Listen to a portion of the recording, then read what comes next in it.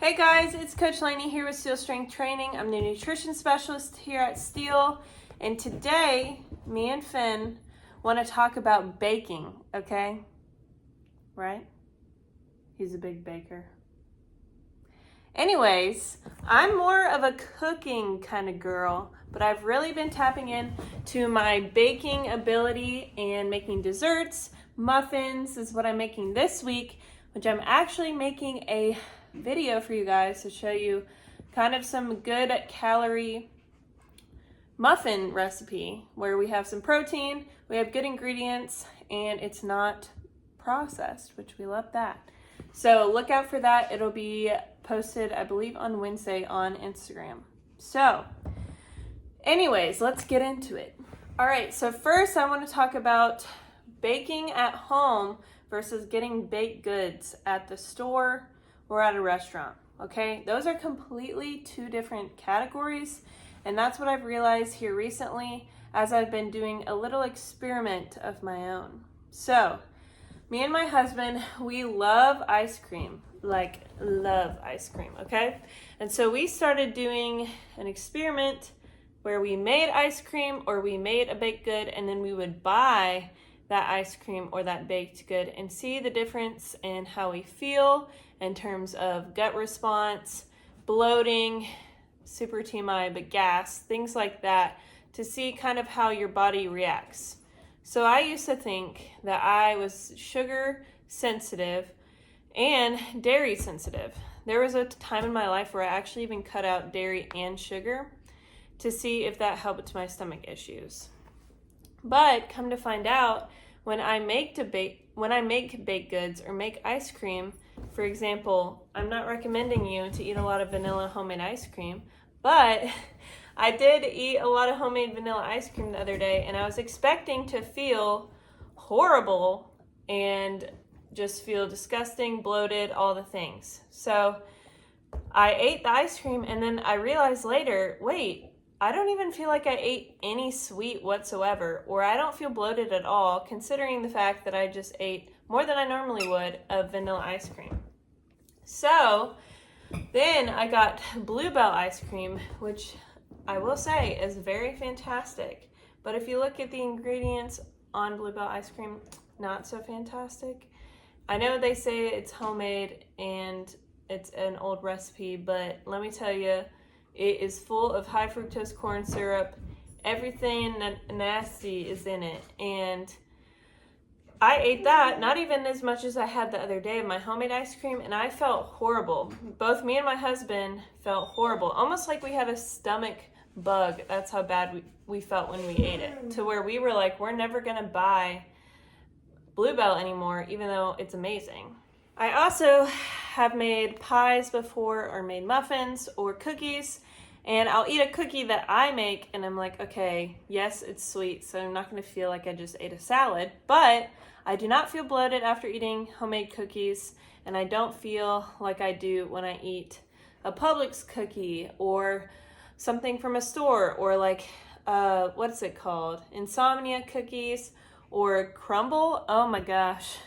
Crumbl, you guys, that stuff is so unhealthy for you, and hey, I'm not here to hate, but Crumbl is a no-go for me. So comparing and contrasting, the real secret behind why homemade things are always better and why the things that you make are normally healthier than the things store-bought is because the things store-bought, they're trying to make a profit, you guys. Me at home in my little kitchen, I ain't trying to make a profit from my cookies for me and my husband, so I'm going to use the good ingredients that aren't necessarily super cheap. It's always cheaper to make it yourself, therefore you can have better ingredients because you're not trying to make a profit off of it.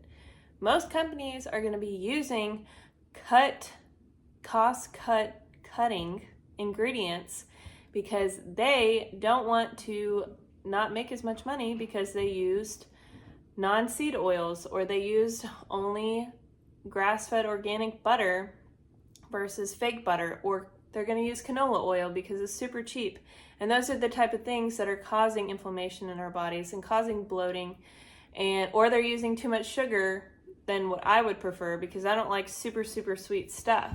So there's ways that you can make things at home that don't have to be a million grams of sugar while still being sweet and still being yummy and tasting like a dessert without being 4 pounds of butter and 2 pounds of sugar. So there's ways, and I'm not saying look up those healthy recipes and substitute butter for coconut oil. I'm not saying that, all right? I love me some butter.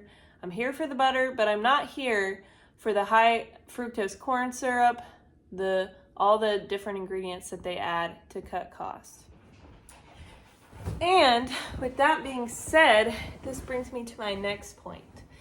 Me and my husband vowed that we did not want to keep buying desserts unless there's a healthy alternative at the store, and start making baked goods once a week and eating that as our dessert in moderation. I'm not saying to gorge out here, but making it once a week so that we're having, one muffin after dinner or 1 or 2 cookies after dinner, ice cream, whatever it is.